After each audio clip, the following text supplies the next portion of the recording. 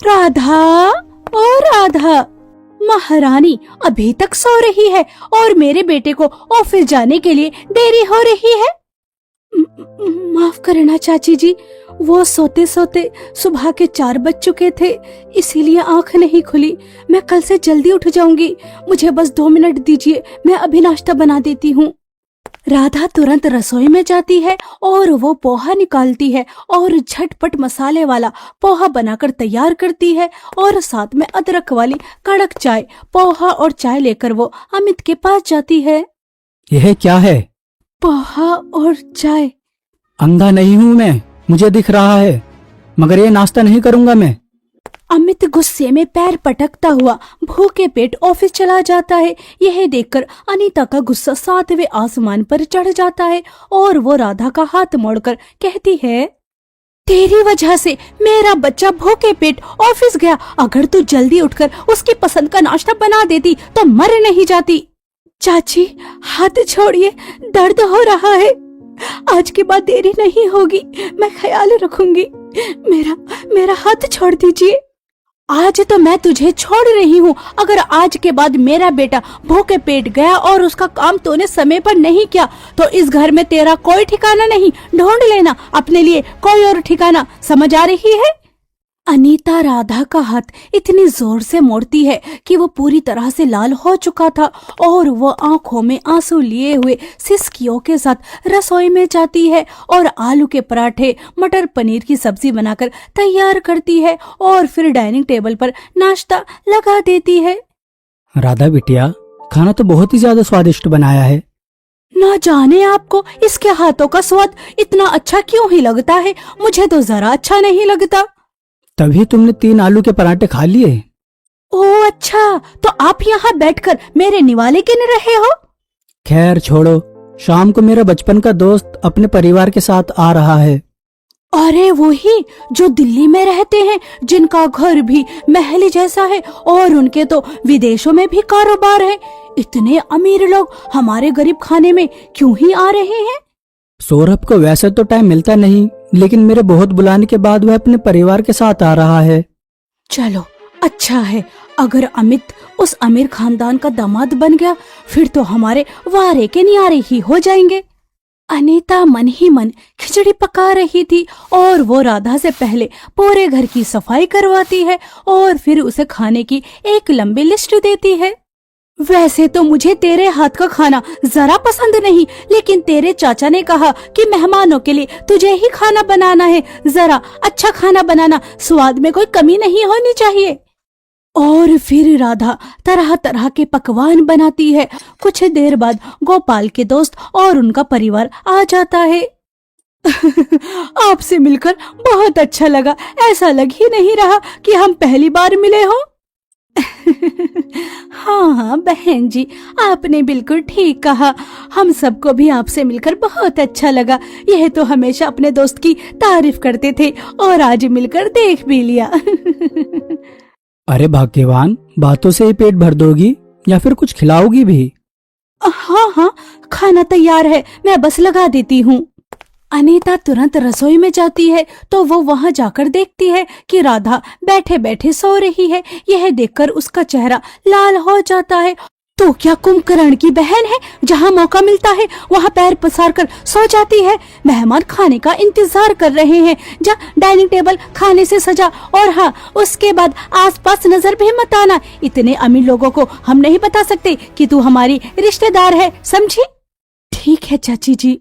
और फिर राधा जैसा उसकी चाची कहती हैं वैसा ही करती है। उसने अपने हाथों से जो इतनी मेहनत से तरह तरह के पकवान बनाए थे वो सब डाइनिंग टेबल पर लगा देती है और फिर अपने रूम में चली जाती है। गोपाल अपने दोस्त की फैमिली के साथ खाने का आनंद लेता है। लगता है अब तो हमें बार बार आपके घर आना ही पड़ेगा। खाना इतना ज्यादा स्वादिष्ट है कि पेट भर गया, लेकिन मन अभी भी नहीं भरा। हाँ, मेरी भतीजी खाना बहुत ही ज्यादा स्वादिष्ट बनाती है। मम्मी जी, जब हम आ रहे थे तो एक सुंदर लड़की बाहर जो फूलों को पानी दे रही थी, शायद ये उसी की बात कर रहे हैं। हाँ हाँ, देखा था। सिंपल से सूट में भी इतनी सुंदर दिख रही थी, और उसकी मासूमियत तो देखो, फूलों से बात कर रही थी। हमें भी तो मिलाइए अपनी भतीजी से। अपनी गरीब भतीजी का नाम लेना जरूरी था क्या? मैंने तो उसे आने के लिए मना किया था, और इन्हें देखो कैसे तारीफों के पुल बांध रहे हैं। अभी बुला कर लेकर आती हूँ। बेचारी गरीब के माता पिता नहीं है, तो हमने ही उसे सहारा दिया हुआ है। और फिर अनीता को मजबूरी में राधा को मेहमानों के सामने लेकर आना पड़ता है, और फिर राधा सभी को नमस्ते बोलती है, पैर छूती है। सौरभ के बेटे को राधा पहली ही नजर में पसंद आ जाती है। मनोज, तेरी मुस्कुराहट बता रही है कि तुझे ये लड़की पसंद है। अगर ऐसी बात है तो क्या मैं बात आगे बढ़ाऊं? मम्मी, आप क्या बात कर रही हैं? भैया को और लड़की पसंद आ जाए, ऐसा तो हो ही नहीं सकता। क्यों, मुझे कोई लड़की पसंद नहीं आ सकती क्या? मम्मी, अब तो भैया ने अपने मुंह से बोल दिया है कि उन्हें लड़की पसंद है। मम्मी, देर मत कीजिए, इससे पहले कि भैया का मन बदल जाए और हम भैया की शादी का इंतजार करते ही रह जाए। आप बात आगे बढ़ाइए। आप तीनों क्या बातें कर रहे हैं? जरा हमें भी तो पता चले। हमें तो सिर्फ खाना ही पसंद आया था, लेकिन मेरे बेटे को खाना बनाने वाली भी पसंद आ गई। भाई साहब, अगर आपको ऐतराज ना हो तो हम आपकी भतीजी को अपने घर की शोभा बनाना चाहते हैं। मैं कुछ समझा नहीं। अरे गोपाल, हम इस दोस्ती को रिश्तेदारी में बदल लेते हैं। मुझे राधा बिटिया बहुत पसंद आई। अरे, यह सब क्या हो रहा है? मैंने क्या इतनी सारी तैयारियां इस गरीब के लिए की थी कि वो आए और गरीब को पसंद कर चले जाए? नहीं नहीं, मैं ये नहीं होने दे सकती। अजी, सुनते हो? मुझे आपसे 2 मिनट बात करनी है। हाँ हाँ, आप दोनों सोच समझकर हमें जवाब दीजिए। हमने तो राधा को अपनी बहू के रूप में स्वीकार कर लिया है, बस आपके जवाब की देरी है। राधा को विश्वास ही नहीं हो रहा था कि बैठे बिठाए उसके लिए इतने बड़े अमीर खानदान का रिश्ता आ जाएगा। गौरी अपनी होने वाली भाभी से ढेर सारी बातें करती है, और वहीं दूसरी तरफ अनीता गोपाल को साइड में ले जाकर कहती है, आपके अमीर दोस्त ने तो आपकी गरीब भतीजी को अपने बेटे के लिए मांग लिया, लेकिन आपको साफ साफ इनकार कर देना है कि आपको अपनी भतीजी की शादी और कहीं करनी है। समझ रहे हो ना? अरे भाग्यवान, खुद चलकर इतना अच्छा रिश्ता आया है, फिर मैं इनकार क्यों करूंगा? वो इसीलिए क्योंकि मैं नहीं चाहती। और फिर इतने अमीर ससुराल में लड़की देने के लिए क्या तुम जानते नहीं कितना दहेज देना पड़ता है? मैं उस गरीब की शादी में 1 रुपया खर्च नहीं करने दूंगी। कोई गरीब सा लड़का देकर बांध देना उसके पल्लू से, लेकिन इतने अमीर ससुराल में कतई नहीं। अनीता, सौरभ मेरा बचपन का दोस्त है, मैं उसे जानता हूँ। वह दहेज जैसी प्रथा के खिलाफ है। मैंने तो सोचा था कि उनकी बेटी का हाथ अपने बेटे के लिए मांगूंगी, लेकिन उन्होंने उस गरीब का हाथ अपने बेटे के लिए मांग लिया। नहीं नहीं, ये नहीं हो सकता। उनकी बेटी की शादी कहीं और तय हो चुकी है, इसलिए अपने बेटे का ख्याल निकाल दो और राधा बिटिया की शादी की तैयारी करो। और फिर गोपाल बाहर आकर शादी के लिए हाँ कर देता है, और दोनों की दोस्ती रिश्तेदारी में बदल जाती है। कुछ दिन बाद धूमधाम से राधा की शादी मनोज से हो जाती है, और फिर राधा अपनी चाची का घर छोड़ अपने अमीर ससुराल आ जाती है। ये मेरा ससुराल है। चाची जी के मुंह से सुना तो बहुत था कि मेरा अमीर ससुराल महलों से कम नहीं, लेकिन आंखों से देखकर आंखों पर विश्वास ही नहीं हो रहा कि मैं इस घर की बहू बनी हूँ। राधा बहू, घबराओ नहीं, तुम सिर्फ इस घर की बहू नहीं, इस घर की बेटी हो। मैं तुम्हें इस घर की बेटी बनाकर लेकर आई हूँ। चलो, अपना दाहिना पैर क्लच में मारो और घर में प्रवेश करो। चाची जी मेरी सास को अच्छी तरह से जानती हैं। उन्होंने कहा था कि वो सिर्फ मीठा बोलती हैं, मीठी छुरी हैं, लेकिन है बहुत खतरनाक। उन्होंने मुझे इस बड़े घर की बहू सिर्फ इसलिए बनाया कि उन्हें मुफ्त की नौकरानी मिल जाए। भाभी, क्या सोच रही हो? क्लच में पैर मारकर घर के अंदर आई है ना। हाँ राधा, क्या सोच रही हो?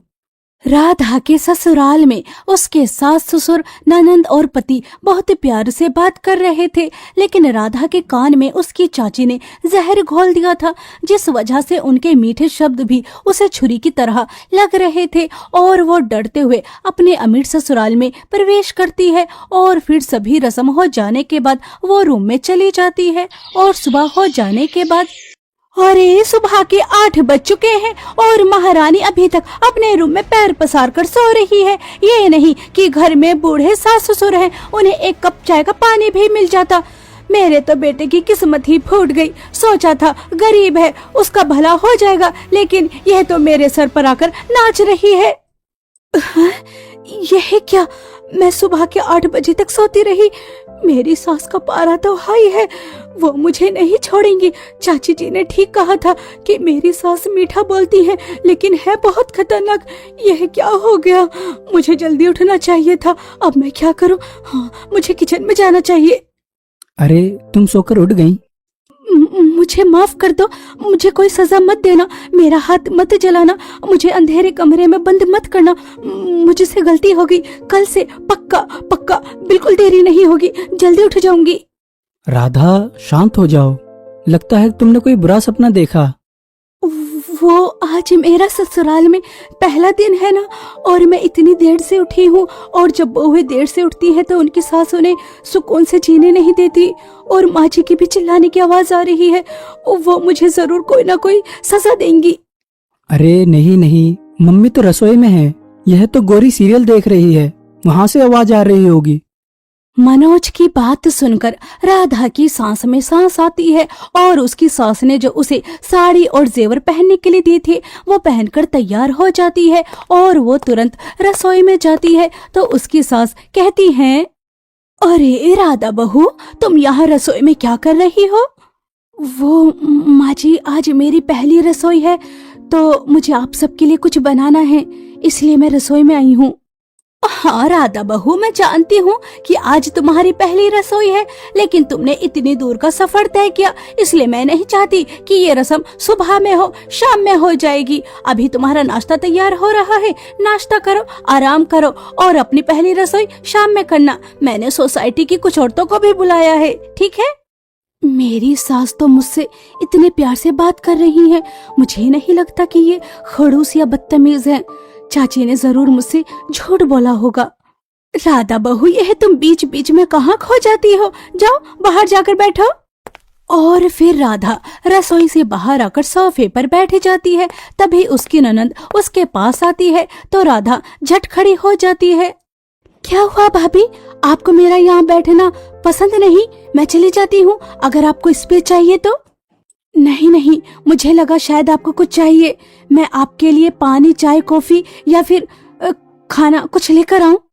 नहीं भाभी, मुझे कुछ नहीं चाहिए, और अगर कुछ चाहिए तो घर में इतने सारे नौकर हैं, किसी से भी मांग लूंगी। आपको कहीं जाने की जरूरत नहीं, आप यहाँ बैठिए और मुझसे बातें कीजिए। और बताइए, आपको खाने में क्या पसंद है, आपको कहाँ घूमने जाना पसंद है, और आपको कैसे ड्रेसेस पहनना पसंद है? हम कल शॉपिंग पर जाएंगे, क्या कहती हो? कहीं मैं कोई सपना तो नहीं देख रही? मेरी ननंद मुझसे मेरी पसंद के बारे में पूछ रही है। मैं कोई सपना ही देख रही हूँ, वरना ननंद इतनी अच्छी मुझसे मेरी पसंद नापसंद, मुझसे इतने प्यार से बात कर रही है, ऐसा कैसे हो सकता है? भाभी बताइए ना, आपको कहाँ घूमने जाना पसंद है, फिर हम आपकी वहीं की टिकट करा देंगे। आपको भैया के साथ घूमने जहाँ जाना पसंद हो वहाँ चली जाना। जब तक पिताजी जिंदा थे तो मैं उनके साथ हर साल अपने गांव का मेला देखने जाया करती थी, लेकिन उनकी मृत्यु के बाद चाचा के घर पर कभी मौका ही नहीं मिला। तो आप अपने गांव के मेले में घूमने जाना चाहती हैं, हम सभी वहां चलेंगे। लेकिन फिलहाल आप बताइए कि आप लंदन, पेरिस, ऑस्ट्रेलिया, दुबई कहाँ जाना पसंद करोगी, या फिर इंडिया में ही कोई जगह हो तो वो बता दीजिए। मैंने एक बार टीवी पर लंदन देखा था, वो मुझे बहुत पसंद आया था। तो आपको लंदन जाना है तो ठीक है, लंदन की टिकट मेरी तरफ से। लंदन जाने के लिए आपके लिए ड्रेस, शूज, मेकअप सब खरीदना पड़ेगा। हम कल शॉपिंग पर जाएंगे, ठीक है? राधा बहू आ जाओ, मैंने नाश्ता लगा दिया। और गोरी जाओ अपने भैया को बुला के लेकर आओ, और पापा को भी देखना वो कहाँ चले गए। और फिर राधा अपने ससुराल में पहली बार सबके साथ बैठकर डाइनिंग टेबल पर नाश्ता करती है। सब इतने प्यार से बात कर रहे थे कि राधा को विश्वास ही नहीं हो रहा था कि उसे इतना अच्छा स्वर्ग जैसा ससुराल मिला। उसकी आंखों में आंसू थे। तभी गौरी कहती है, भाभी आप रो रही हो, क्या हुआ? सब ठीक तो है ना? हमसे क्या कोई गलती हो गई? अरे नहीं नहीं गौरी बेटी, ऐसी बात नहीं है। बहू को अपने मायके की याद आ रही होगी। जब मैं ब्याह कर आई थी तो मुझे भी अपने माँ बाप की बहुत याद आई थी और मैं बहुत रोई थी।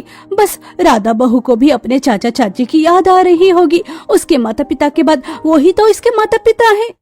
हाँ, मुझे उनकी बहुत याद आ रही है।